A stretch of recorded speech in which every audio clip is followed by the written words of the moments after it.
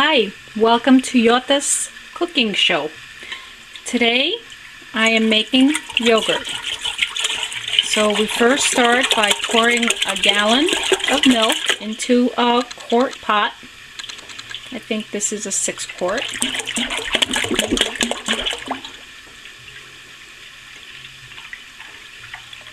Now some of the pots, depending on what they're made of, burn a little bit too fast. So I'm going to start with medium heat. Okay, so here we are. We're going to see if it's 185 degrees.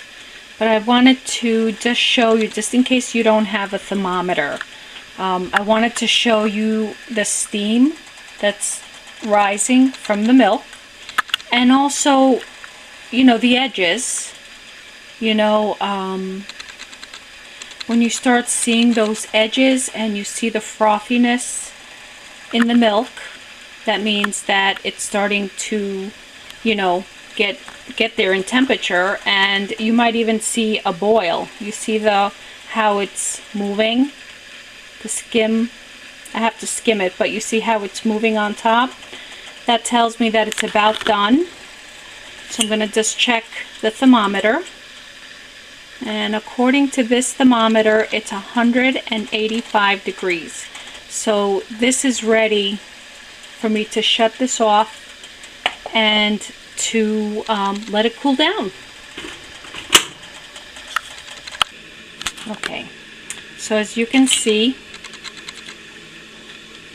I have some more skin over there. I have to take that out.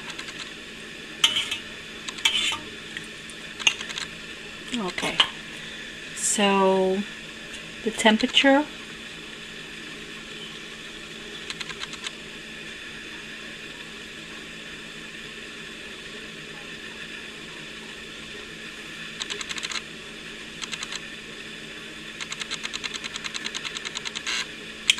let's see, 110, it's about 112, I'm going to say. So it's time to add the base, and the base is basically yogurt you have saved from the last time you made yogurt. And if you have not made yogurt, then you can go get whole yogurt, not skimmed, not 2%, but whole yogurt, and about a cup to a gallon, I'm gonna say. Okay, so I emptied out a cup of the yogurt, 100% milk, whole milk, yogurt, 1 cup to a gallon of milk that has been boiled between the temperature of 185 to 195, cooled down to a temperature of 109 to 100 or 108 to 118. And then once you whisk it, you put the cover back on.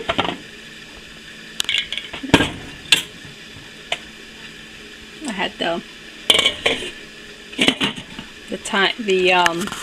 thermometer sitting on it, so it's a little wet. But anyway, what you do with this afterward is you stick it in a non-draft area and you cover it with a blanket or a few sheets, wherever you're going to put it. Make sure that, you know, it's not going to fall, it's not going to be tipped over.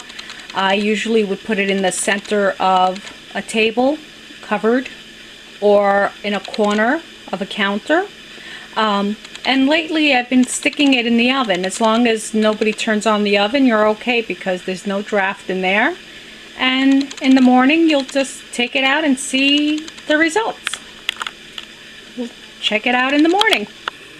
So I made my yogurt last night, and this morning I woke up and I pulled it out of the oven where I had placed it. Now remember, if you do the same thing, do not turn on your oven, and look at the consistency. Okay, so what I'm going to do in order to strain it, this is going to be Greek yogurt. I'm going to place it in a colander covered with a towel, And as you can see, what I did is I put the towel and the colander in another bowl to capture all the whey, and underneath I put a little bowl to hold this colander up, just to make sure that it's just not sitting in there. I want it to drip, and the colander that I have has the holes at the bottom. So here we are. So the yogurt has been sitting draining for about 4 hours. You can see this is all the whey that came, that's strained out of it. So I tasted it. It tastes pretty good.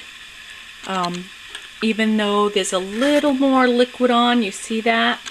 That's okay, because it'll rise to the top once it's in the container, or it'll be within the yogurt. The more whey that's strained out of it, the less sour it is. If you leave it, if you leave the whey in, what I found is that you find a more sour tasting yogurt. So I think enough has drained out of it. So right now I'm just going to put it in containers that I have waiting here. And then, you know, maybe the next segment I'll make more yogurt.